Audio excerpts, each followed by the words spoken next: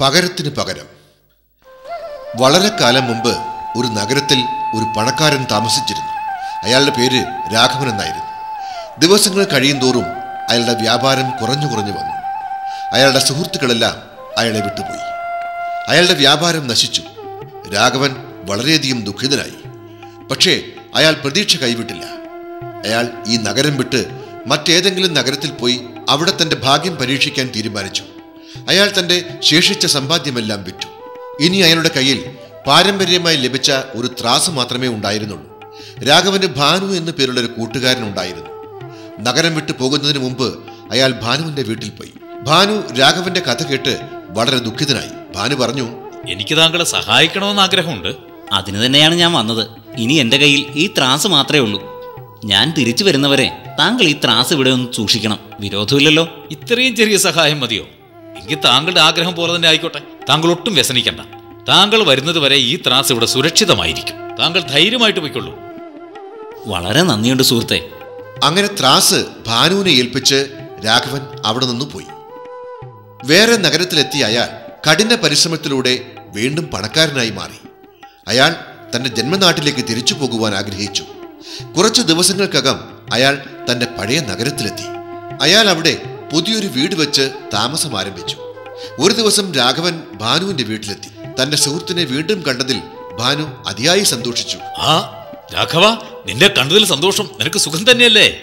അതെ അതെ, എനിക്ക് സുഖം തന്നെയാ. താങ്കൾക്കും സുഖം തന്നെയാണെന്ന് കരുതട്ടെ. രാഘവൻ ഭാനുവിനോട് എല്ലാ കാര്യങ്ങളും പറഞ്ഞു. രണ്ടു കൂട്ടുകാരും വളരെ നേരം സംസാരിച്ചു. ഒടുവിൽ തിരിച്ചു തരാമെന്നും പറഞ്ഞ് ഏൽപ്പിച്ച ത്രാസിനെ കുറിച്ച് രാഘവൻ ഭാനുവിനോട് ചോദിച്ചു. രാഘവ, എനിക്ക് പറയാൻ വിഷമമുണ്ട്. ഞാൻ താങ്കളുടെ ത്രാസ് എന്റെ മുറിയിലാണ് സൂക്ഷിച്ചിരുന്നത്. കുറച്ച് ദിവസങ്ങൾ കഴിഞ്ഞ് ഞാൻ നോക്കിയപ്പോ ആ ത്രാസ് എലി തിന്നിരിക്കുന്നു. ക്ഷമിക്കേ. സത്യത്തിൽ ഭാനു കള്ളമാണ് പറഞ്ഞത്. അയാൾ ആ ത്രാസ് ഇരുമ്പ് കച്ചവടക്കാരന് വിറ്റ് പണം വാങ്ങിയിരുന്നു. രാഘവന് കാര്യങ്ങൾ മനസ്സിലായി. ഭാനു പറഞ്ഞത് കള്ളമാണെന്ന് അറിഞ്ഞിട്ടും അയാൾ ഭാനു പറഞ്ഞത് വിശ്വസിക്കുന്നത് പോലെ ഇങ്ങനെ പറഞ്ഞു. കൂട്ടുകാരാ, താങ്കൾ വിഷമിക്കണ്ട.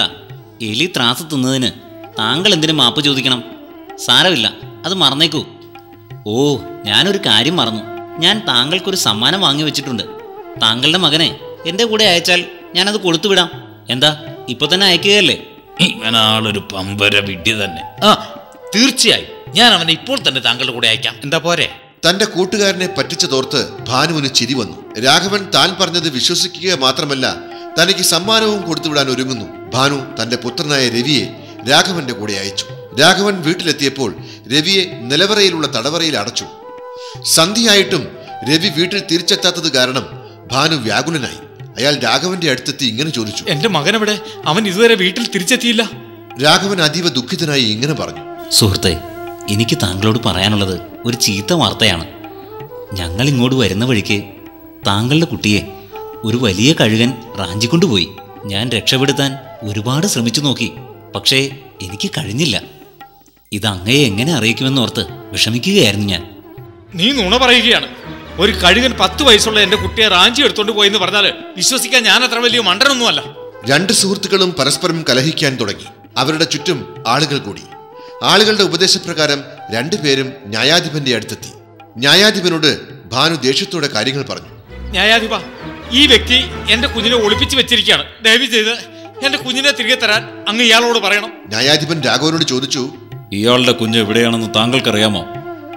ഒരു കഴുകൻ ആ കുട്ടിയെ റാഞ്ചിക്കൊണ്ടുപോയി ന്യായാധിപ. ഞാൻ എന്ത് ചെയ്യാനാണ്? താങ്കൾ നുണ പറയുകയാണ്. ഒരു കഴുകൻ എങ്ങനെയാണ് ഇത്രയും വലിയ കുട്ടിയെ പൊക്കിയെടുത്ത് പറക്കുക? ഇത് അവിശ്വസനീയമാണ്. എലിക്ക് ഇരുമ്പ് കൊണ്ടുണ്ടാക്കിയ ത്രാസ് തിന്നാമെങ്കിൽ ഒരു കഴുകന് 10 വയസ്സുള്ള കുട്ടിയെ റാഞ്ചാം. ഇതിൽ അവിശ്വസനീയമായി എന്താണ് അങ്ങേക്ക് തോന്നുന്നത്? ന്യായാധിപൻ വളരെയധികം ആശ്ചര്യപ്പെട്ടു. രാഘവൻ എല്ലാ കാര്യങ്ങളും ന്യായാധിപനോട് പറഞ്ഞു. ന്യായാധിപൻ ഭാനുവിനോട് ത്രാസ് തിരികെ നൽകുവാനും അതുപോലെ തന്നെ രാഘവനോട് ഭാനുവിന്റെ കുഞ്ഞിനെ മോചിപ്പിക്കുവാനും കൽപ്പിച്ചു. രണ്ടുപേരും പകരത്തിന് പകരം ചെയ്തിരിക്കുന്നു. ന്യായാധിപന്റെ വിധിയിൽ സന്തുഷ്ടരായ എല്ലാവരും സന്തോഷത്തോടെ പിരിഞ്ഞു. ഈ കഥയിൽ നിന്നും നാം പഠിക്കുന്ന പാഠം ബുദ്ധിമാന്മാർക്ക് ഏത് പ്രശ്നവും പരിഹരിക്കാൻ എളുപ്പമാണെന്നാണ്.